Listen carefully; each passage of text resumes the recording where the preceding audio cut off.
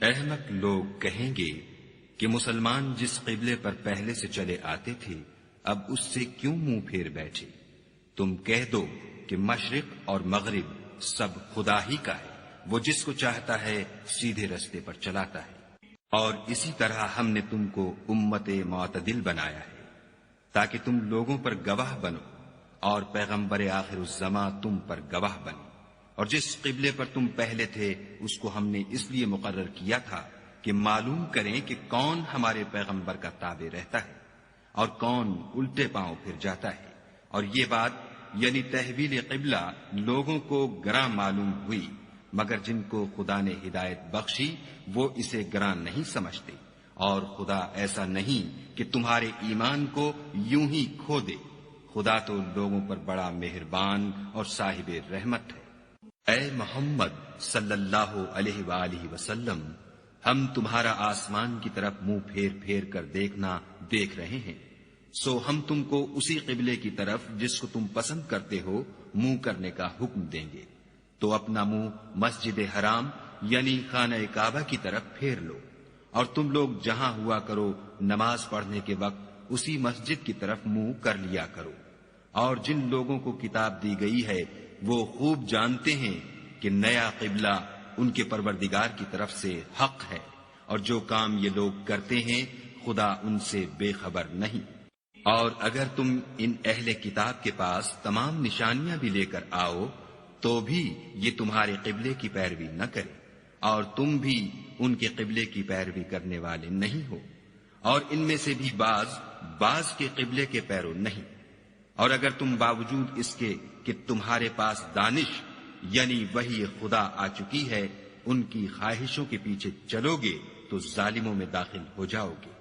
جن لوگوں کو ہم نے کتاب دی ہے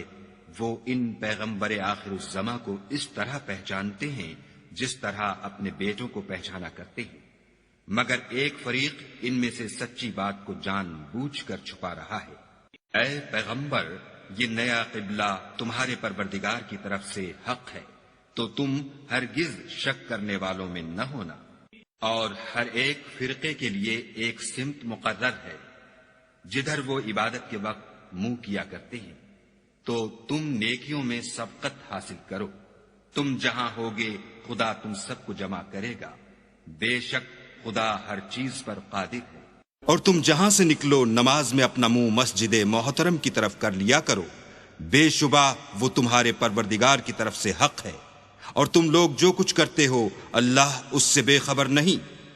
اور تم جہاں سے نکلو مسجد محترم کی طرف منہ کر کے نماز پڑھا کرو، اور مسلمانوں تم جہاں ہوا کرو اسی مسجد کی طرف رخ کیا کرو۔ یہ تاکید اس لیے کی گئی ہے کہ لوگ تم کو کسی طرح کا الزام نہ دے سکیں، مگر ان میں سے جو ظالم ہیں وہ الزام دیں تو دیں، سو ان سے مت ڈرنا اور مجھ سے ڈرتے رہنا۔ اور یہ بھی مقصود ہے کہ میں تم کو اپنی تمام نعمتیں بخشوں، اور یہ بھی کہ تم راہ راست پر چلو۔ جس طرح من جملہ اور نعمتوں کے ہم نے تمہیں میں سے ایک رسول بھیجے ہیں جو تم کو ہماری آیتیں پڑھ پڑھ کے سناتے اور تمہیں پاک بناتے اور کتاب یعنی قرآن اور دانائی سکھاتے ہیں، اور ایسی باتیں بتاتے ہیں جو تم پہلے نہیں جانتے تھے۔ سو تم مجھے یاد کیا کرو، میں تمہیں یاد کیا کروں گا، اور میرا احسان مانتے رہنا اور ناشکری نہ کرنا۔ اے ایمان والو، صبر اور نماز سے مدد لیا کرو، بے شک خدا صبر کرنے والوں کے ساتھ ہے۔ اور جو لوگ خدا کی راہ میں مارے جائیں ان کی نسبت یہ نہ کہنا کہ وہ مرے ہوئے ہیں، وہ مردہ نہیں بلکہ زندہ ہیں، لیکن تم نہیں جانتے۔ اور ہم کسی قدر خوف اور بھوک اور مال اور جانوں اور میووں کے نقصان سے تمہاری آزمائش کریں گے، تو صبر کرنے والوں کو خدا کی خوشنودی کی بشارت سنا دو۔ ان لوگوں پر جب کوئی مصیبت واقع ہوتی ہے تو کہتے ہیں کہ ہم خدا ہی کا مال ہیں اور اسی کی طرف لوٹ کر جانے والے ہیں۔ یہی لوگ ہیں جن پر ان کے پروردگار کی مہربانی اور رحمت ہے، اور یہی سیدھے رستے پر ہیں۔ بے شک کوہ صفا اور مروہ خدا کی نشانیوں میں سے ہیں، تو جو شخص خانہ کعبہ کا حج یا عمرہ کرے اس پر کچھ گناہ نہیں کہ دونوں کا طواف کرے، بلکہ طواف ایک قسم کا نیک کام ہے، اور جو کوئی نیک کام کرے تو خدا قدر شناس اور دانا ہے۔ جو لوگ ہمارے حکموں اور ہدایتوں کو جو ہم نے نازل کی ہیں کسی غرض فاسد سے چھپاتے ہیں، باوجود کہ ہم نے ان لوگوں کے سمجھانے کے لیے اپنی کتاب میں کھول کھول کر بیان کر دیا ہے، ایسوں پر خدا اور تمام لعنت کرنے والے لعنت کرتے ہیں۔ ہاں، جو توبہ کرتے ہیں اور اپنی حالت درست کر لیتے اور احکام الہی کو صاف صاف بیان کر دیتے ہیں تو میں ان کے قصور معاف کر دیتا ہوں، اور میں بڑا معاف کرنے والا اور رحم والا ہوں۔ جو لوگ کافر ہوئے اور کافر ہی مرے، ایسوں پر خدا کی اور فرشتوں کی اور لوگوں کی سب کی لعنت۔ وہ ہمیشہ اسی لعنت میں گرفتار رہیں گے، ان سے نہ تو عذاب ہلکا ہی کیا جائے گا اور نہ انہیں کچھ مہلت ملے گی۔ اور لوگوں، تمہارا معبود خدائے واحد ہے، اس بڑے مہربان اور رحم والے کے سوا کوئی عبادت کے لائق نہیں۔ بے شک آسمانوں اور زمین کے پیدا کرنے میں اور رات اور دن کے ایک دوسرے کے پیچھے آنے جانے میں اور کشتیوں اور جہازوں میں جو دریا میں لوگوں کے فائدے کے لیے رواں ہیں، اور مہ میں جس کو خدا آسمان سے برساتا اور اس سے زمین کو مرنے کے بعد زندہ یعنی خشک ہوئے پیچھے سرسبز کر دیتا ہے، اور زمین پر ہر قسم کے جانور پھیلانے میں اور ہواؤں کے چلانے میں اور بادلوں میں جو آسمان اور زمین کے درمیان گھرے رہتے ہیں، عقل مندوں کے لیے خدا کی قدرت کی نشانیاں ہیں۔ اور بعض لوگ ایسے ہیں جو غیر خدا کو شریک خدا بناتے اور ان سے خدا کی سی محبت کرتے ہیں، لیکن جو ایمان والے ہیں وہ تو خدا ہی کے سب سے زیادہ دوست دار ہیں۔ اور اے کاش ظالم لوگ جو بات عذاب کے وقت دیکھیں گے اب دیکھ لیتے کہ سب طرح کی طاقت خدا ہی کو ہے، اور یہ کہ خدا سخت عذاب کرنے والا ہے۔ اس دن کفر کے پیشوا اپنے پیرووں سے بیزاری ظاہر کریں گے، اور دونوں عذاب الہی دیکھ لیں گے، اور ان کے آپس کے تعلقات منقطع ہو جائیں گے۔ یہ حال دیکھ کر پیروی کرنے والے حسرت سے کہیں گے کہ اے کاش ہمیں پھر دنیا میں جانا نصیب ہوتا، کہ جس طرح یہ ہم سے بیزار ہو رہے ہیں اسی طرح ہم بھی ان سے بیزار ہوں۔ اس طرح خدا ان کے اعمال حسرت بنا کر دکھائے گا، اور وہ دوزخ سے نکل نہیں سکیں گے۔ لوگوں، جو چیزیں زمین میں حلال طیب ہیں وہ کھاؤ، اور شیطان کے قدموں پر نہ چلو، وہ تمہارا کھلا دشمن ہے۔ وہ تم کو برائی اور بے حیائی ہی کے کام کرنے کو کہتا ہے، اور یہ بھی کہ خدا کی نسبت ایسی باتیں کہو جن کا تمہیں کچھ بھی علم نہیں۔ اور جب ان لوگوں سے کہا جاتا ہے کہ جو کتاب خدا نے نازل فرمائی ہے اس کی پیروی کرو، تو کہتے ہیں نہیں، بلکہ ہم تو اسی چیز کی پیروی کریں گے جس پر ہم نے اپنے باپ دادا کو پایا۔ بھلا اگرچہ ان کے باپ دادا نہ کچھ سمجھتے ہوں اور نہ سیدھے رستے پر ہوں، تب بھی وہ انہی کی تقلید کیے جائیں گے۔ جو لوگ کافر ہیں ان کی مثال اس شخص کی سی ہے جو کسی ایسی چیز کو آواز دے جو پکار اور آواز کے سوا کچھ سن نہ سکے۔ یہ بہرے ہیں، گونگے ہیں، اندھے ہیں کہ کچھ سمجھ ہی نہیں سکتے۔ اے اہل ایمان، جو پاکیزہ چیزیں ہم نے تم کو عطا فرمائی ہیں ان کو کھاؤ، اور اگر خدا ہی کے بندے ہو تو اس کی نعمتوں کا شکر بھی ادا کرو۔ اس نے تم پر مرا ہوا جانور اور لہو اور سور کا گوشت اور جس چیز پر خدا کے سوا کسی اور کا نام پکارا جائے حرام کر دیا ہے۔ ہاں، جو ناچار ہو جائے بشرطے کہ خدا کی نافرمانی نہ کرے اور حد ضرورت سے باہر نہ نکل جائے، اس پر کچھ گناہ نہیں۔ بے شک خدا بخشنے والا اور رحم کرنے والا ہے۔ جو لوگ خدا کی کتاب سے ان آیتوں اور ہدایتوں کو جو اس نے نازل فرمائی ہیں چھپاتے اور ان کے بدلے تھوڑی سی قیمت یعنی دنیاوی منفعت حاصل کرتے ہیں، وہ اپنے پیٹوں میں محض آگ بھرتے ہیں۔ ایسے لوگوں سے خدا قیامت کے دن نہ کلام کرے گا اور نہ ان کو گناہوں سے پاک کرے گا، اور ان کے لیے دکھ دینے والا عذاب ہے۔ یہ وہ لوگ ہیں جنہوں نے ہدایت چھوڑ کر گمراہی اور بخشش چھوڑ کر عذاب خریدا۔ یہ آتش جہنم کی کیسی برداشت کرنے والے ہیں۔ یہ اس لیے کہ خدا نے کتاب سچائی کے ساتھ نازل فرمائی، اور جن لوگوں نے اس کتاب میں اختلاف کیا وہ ضد میں آ کر نیکی سے دور ہو گئے ہیں۔ نیکی یہی نہیں کہ تم مشرق یا مغرب کو قبلہ سمجھ کر ان کی طرف منہ کر لو، بلکہ نیکی یہ ہے کہ لوگ خدا پر اور روز آخرت پر اور فرشتوں پر اور خدا کی کتاب پر اور پیغمبروں پر ایمان لائیں، اور مال باوجود عزیز رکھنے کے رشتہ داروں اور یتیموں اور محتاجوں اور مسافروں اور مانگنے والوں کو دیں، اور گردنوں کے چھڑانے میں خرچ کریں، اور نماز پڑھیں اور زکوٰۃ دیں، اور جب عہد کر لیں تو اس کو پورا کریں، اور سختی اور تکلیف میں اور معرکہ کارزار کے وقت ثابت قدم رہیں۔ یہی لوگ ہیں جو ایمان میں سچے ہیں، اور یہی ہیں جو خدا سے ڈرنے والے ہیں۔ مومنو، تم کو مقتولوں کے بارے میں قصاص یعنی خون کے بدلے خون کا حکم دیا جاتا ہے،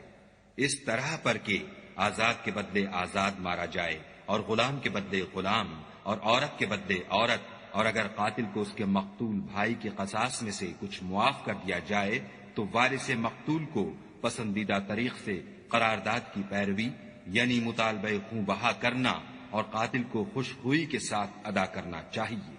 یہ پروردگار کی طرف سے تمہارے لیے آسانی اور مہربانی ہے، جو اس کے بعد زیادتی کرے اس کے لیے دکھ کا عذاب ہے۔ اور اے اہل عقل، حکم قصاص میں تمہاری زندگانی ہے کہ تم قتل و خون ریزی سے بچو۔ تم پر فرض کیا جاتا ہے کہ جب تم میں سے کسی کو موت کا وقت آ جائے تو اگر وہ کچھ مال چھوڑ جانے والا ہو تو ماں باپ اور رشتہ داروں کے لیے دستور کے مطابق وصیت کر جائے۔ خدا سے ڈرنے والوں پر یہ ایک حق ہے۔ جو شخص وصیت کو سننے کے بعد بدل ڈالے تو اس کے بدلنے کا گناہ انہی لوگوں پر ہے جو اس کو بدلیں، اور بے شک خدا سنتا جانتا ہے۔ اگر کسی کو وصیت کرنے والے کی طرف سے کسی وارث کی طرفداری یا حق تلفی کا اندیشہ ہو تو اگر وہ وصیت کو بدل کر وارثوں میں صلح کرا دے تو اس پر کچھ گناہ نہیں، بے شک خدا بخشنے والا اور رحم والا ہے۔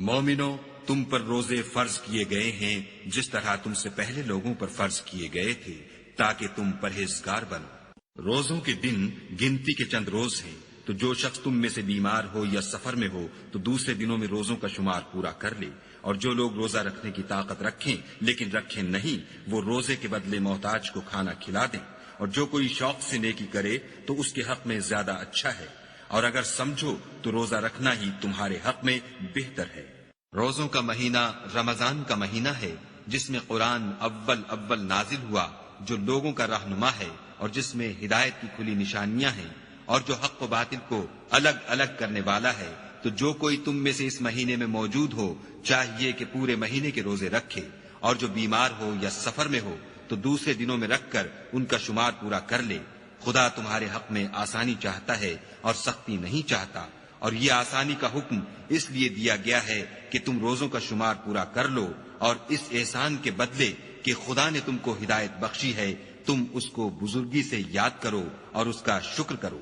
اور اے پیغمبر، جب تم سے میرے بندے میرے بارے میں دریافت کریں تو کہہ دو کہ میں تو تمہارے پاس ہوں، جب کوئی پکارنے والا مجھے پکارتا ہے تو میں اس کی دعا قبول کرتا ہوں۔ تو ان کو چاہیے کہ میرے حکموں کو مانیں اور مجھ پر ایمان لائیں تاکہ نیک رستہ پائیں۔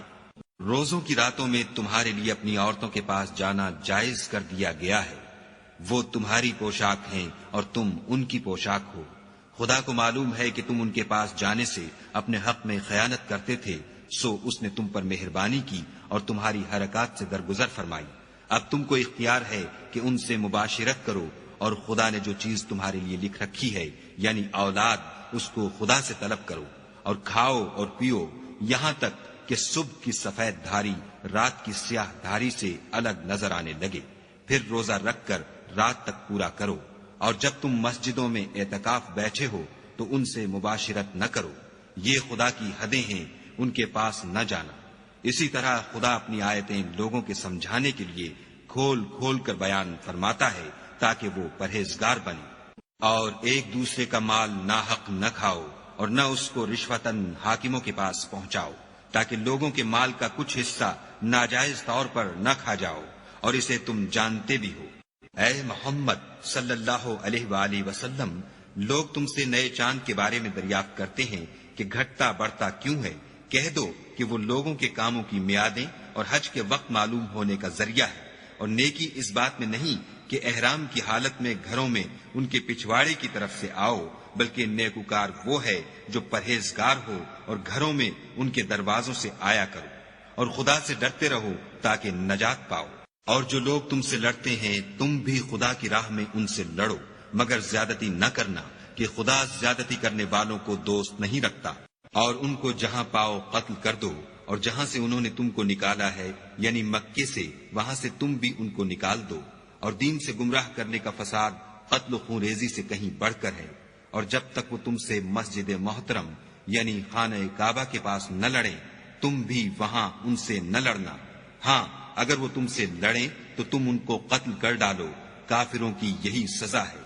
اور اگر وہ باز آ جائیں تو خدا بخشنے والا اور رحم کرنے والا ہے۔ اور ان سے اس وقت تک لڑتے رہنا کہ فساد نابود ہو جائے اور ملک میں خدا ہی کا دین ہو جائے۔ اور اگر وہ فساد سے باز آ جائیں تو ظالموں کے سوا کسی پر زیادتی نہیں کرنی چاہیے۔ ادب کا مہینہ ادب کے مہینے کے مقابل ہے، اور ادب کی چیزیں ایک دوسرے کا بدلہ ہیں۔ بس اگر کوئی تم پر زیادتی کرے تو جیسی زیادتی وہ تم پر کرے ویسی ہی تم اس پر کرو، اور خدا سے ڈرتے رہو اور جان رکھو کہ خدا ڈرنے والوں کے ساتھ ہے۔ اور خدا کی راہ میں مال خرچ کرو اور اپنے آپ کو ہلاکت میں نہ ڈالو، اور نیکی کرو، بے شک خدا نیکی کرنے والوں کو دوست رکھتا ہے۔ اور خدا کی خوشنودی کے لیے حج اور عمرے کو پورا کرو،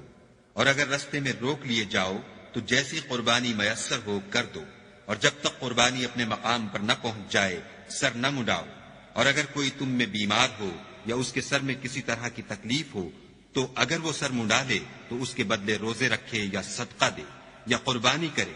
پھر جب تکلیف دور ہو کر تم مطمئن ہو جاؤ تو جو تم میں حج کے وقت تک عمرے سے فائدہ اٹھانا چاہے وہ جیسی قربانی میسر ہو کرے، اور جس کو قربانی نہ ملے وہ 3 روزے ایام حج میں رکھے، اور 7 جب واپس ہو۔ یہ پورے 10 ہوئے۔ یہ حکم اس شخص کے لیے ہے جس کے اہل و عیال مکے میں نہ رہتے ہوں۔ اور خدا سے ڈرتے رہو اور جان رکھو کہ خدا سخت عذاب دینے والا ہے۔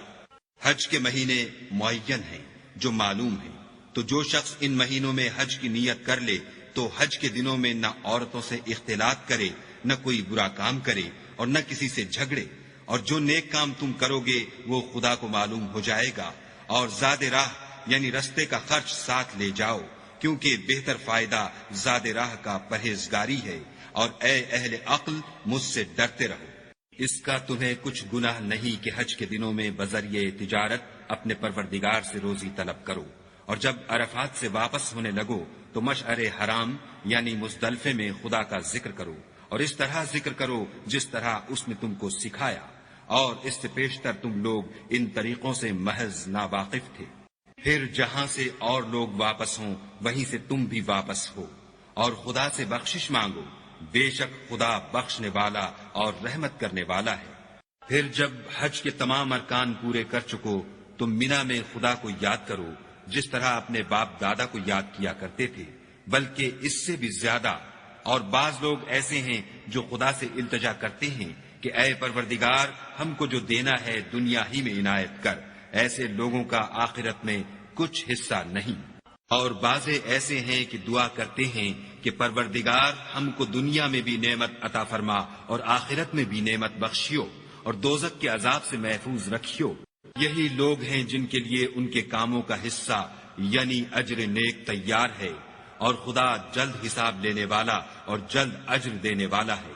اور قیام منا کے دنوں میں جو گنتی کے دن ہیں خدا کو یاد کرو۔ اگر کوئی جلدی کرے اور 2 ہی دن میں واپس چل دے تو اس پر بھی کچھ گناہ نہیں، اور جو بات تک ٹھہرا رہے اس پر بھی کچھ گناہ نہیں۔ یہ باتیں اس شخص کے لیے ہیں جو خدا سے ڈرے، اور تم لوگ خدا سے ڈرتے رہو، اور جان رکھو کہ تم سب اس کے پاس جمع کیے جاؤ گے۔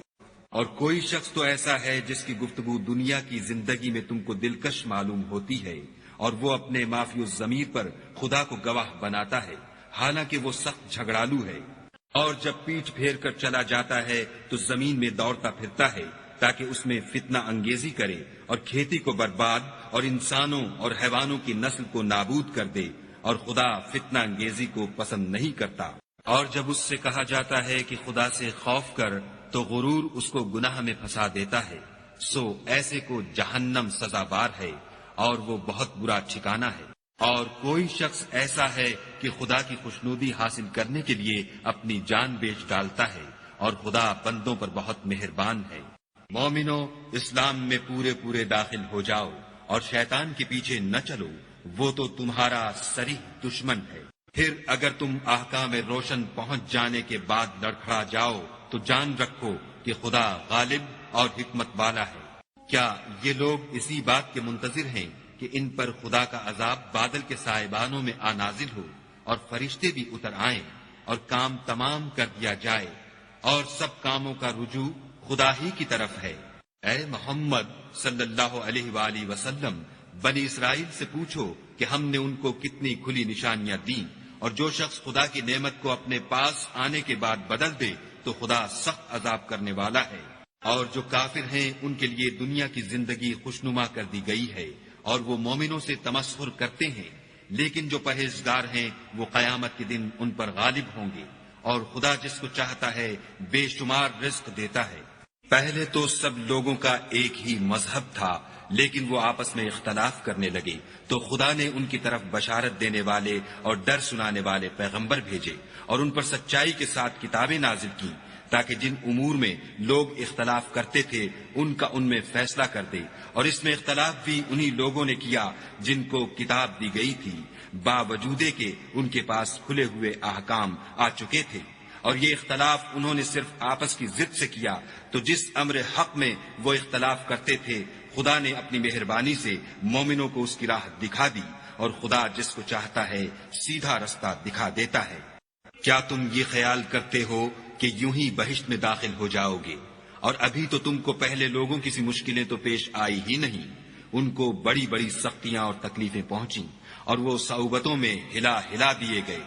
یہاں تک کہ پیغمبر اور مومن لوگ جو ان کے ساتھ تھے سب پکار اٹھے کہ کب خدا کی مدد آئے گی۔ دیکھو خدا کی مدد ان قریب آیا چاہتی ہے۔ اے محمد صلی اللہ علیہ وآلہ وسلم، لوگ تم سے پوچھتے ہیں کہ خدا کی راہ میں کس طرح کا مال خرچ کریں۔ کہہ دو کہ جو چاہو خرچ کرو، لیکن جو مال خرچ کرنا چاہو وہ درجہ بدرجہ اہل استحقاق یعنی ماں باپ کو اور قریب کے رشتہ داروں کو اور یتیموں کو اور محتاجوں کو اور مسافروں کو سب کو دو، اور جو بھلائی تم کرو گے خدا اس کو جانتا ہے۔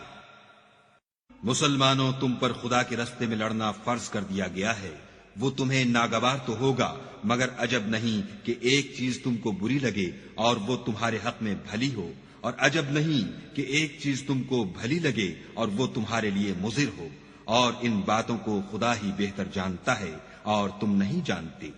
اے محمد صلی اللہ علیہ وآلہ وسلم، لوگ تم سے عزت والے مہینوں میں لڑائی کرنے کے بارے میں دریافت کرتے ہیں۔ کہہ دو کہ ان میں لڑنا بڑا گناہ ہے، اور خدا کی راہ سے روکنا اور اس سے کفر کرنا اور مسجد حرام یعنی خانہ کعبہ میں جانے سے بند کرنا اور اہل مسجد کو اس میں سے نکال دینا، جو یہ کفار کرتے ہیں خدا کے نزدیک اس سے بھی زیادہ گناہ ہے، اور فتنہ انگیزی خون ریزی سے بھی بڑھ کر ہے، اور یہ لوگ ہمیشہ تم سے لڑتے رہیں گے، یہاں تک کہ اگر مقدور رکھیں تو تم کو تمہارے دین سے پھیر دیں۔ اور جو کوئی تم میں سے اپنے دین سے پھر کر کافر ہو جائے گا اور کافر ہی مرے گا تو ایسے لوگوں کے اعمال دنیا اور آخرت دونوں میں برباد ہو جائیں گے، اور یہی لوگ دوزخ میں جانے والے ہیں جس میں ہمیشہ رہیں گے۔ جو لوگ ایمان لائے اور خدا کے لیے وطن چھوڑ گئے اور کفار سے جنگ کرتے رہے وہی خدا کی رحمت کے امیدوار ہیں، اور خدا بخشنے والا اور رحمت کرنے والا ہے۔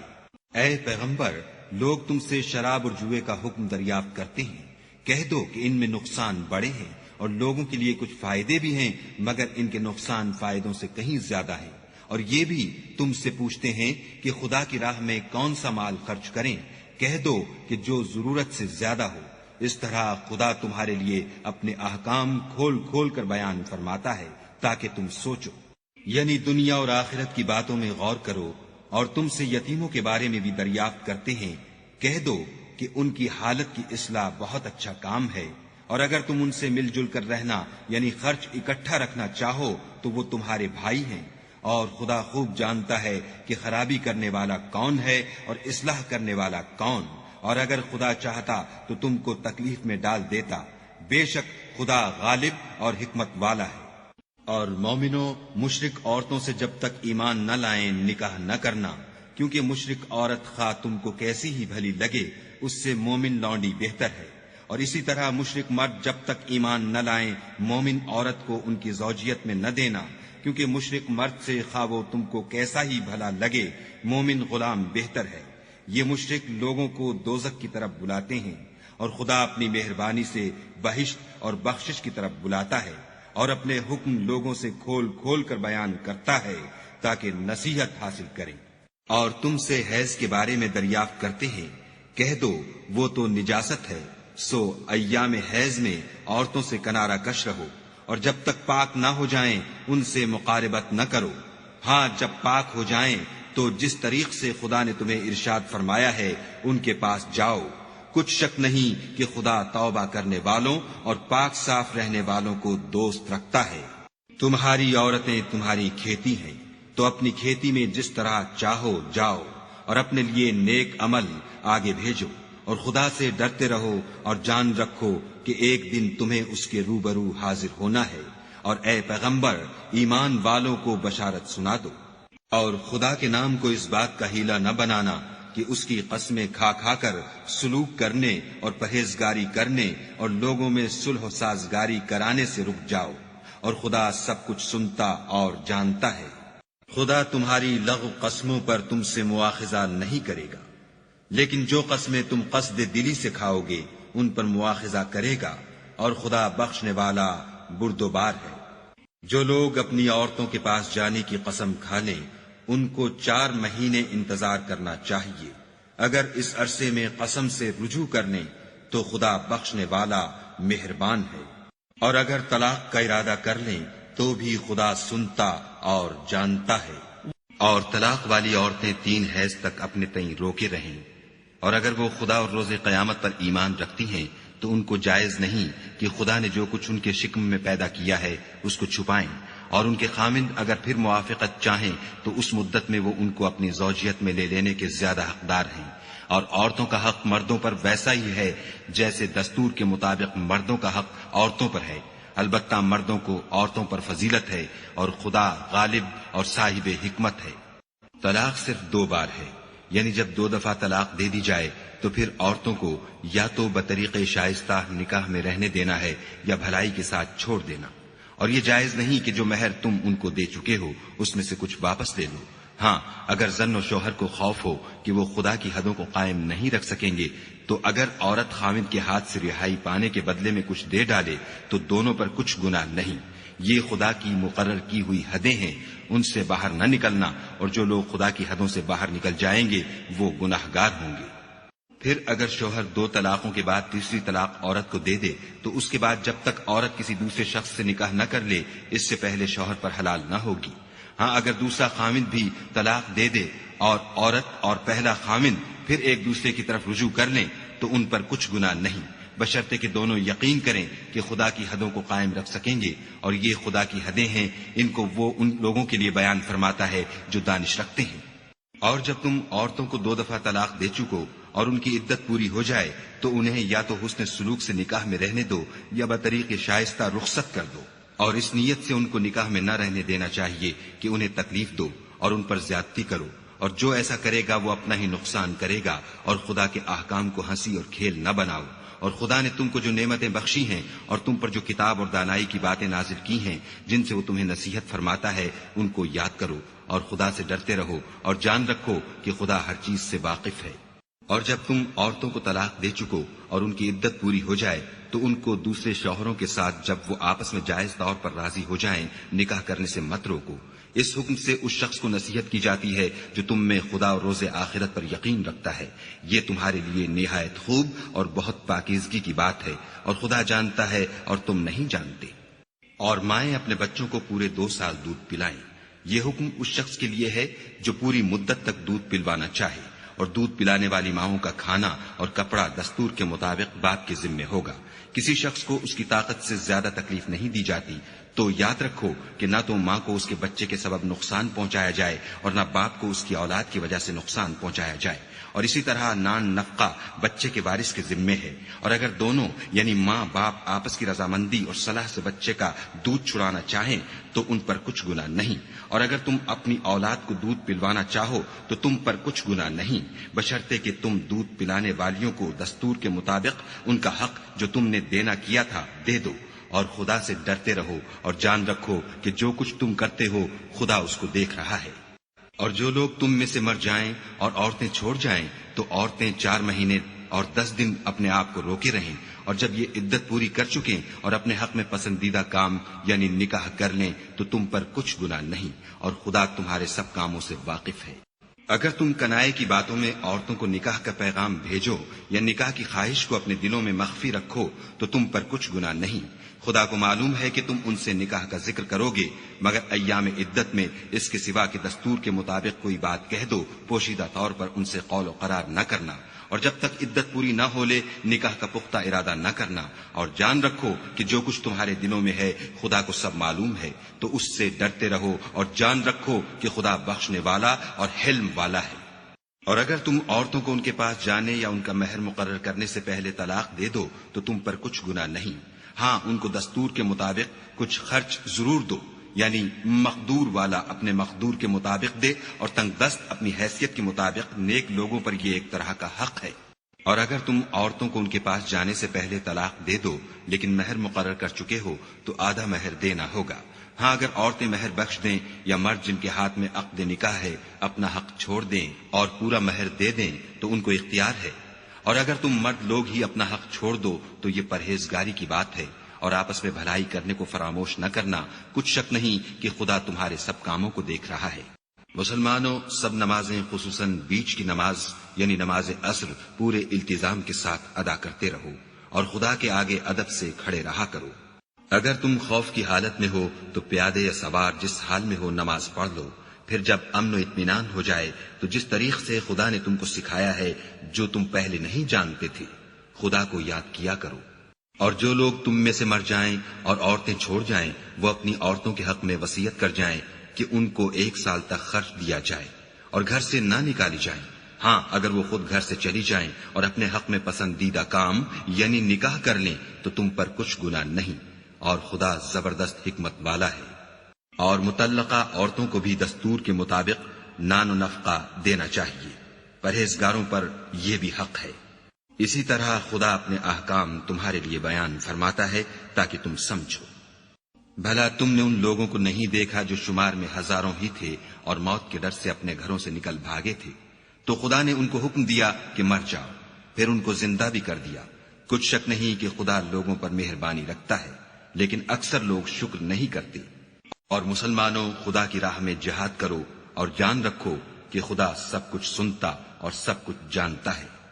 کوئی ہے کہ خدا کو قرض حسنہ دے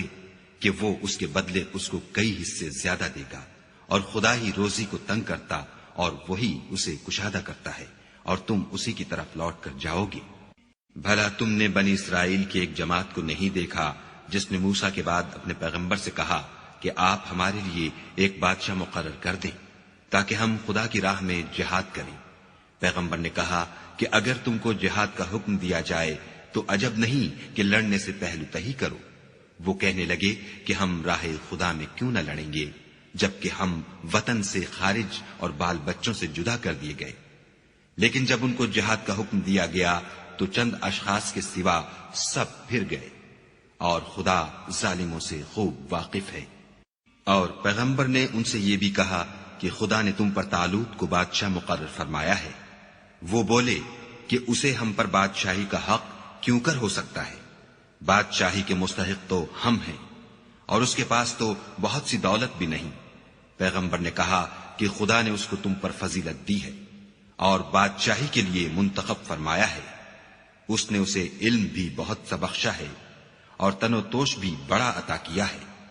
اور خدا کو اختیار ہے جسے چاہے بادشاہی بخشے، وہ بڑا کشائش والا اور دانا ہے۔